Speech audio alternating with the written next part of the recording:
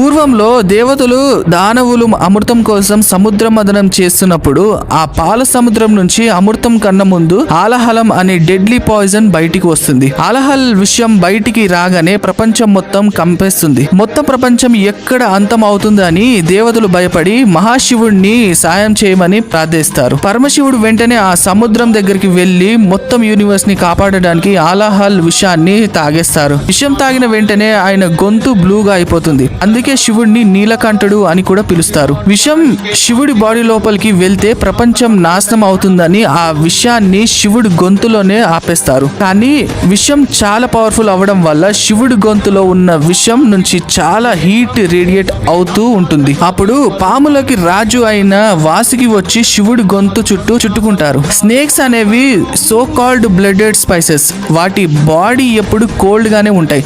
so Vasuki శివుడి గొంతులో ఉన్న విషం నుంచి వచ్చే హీట్ ని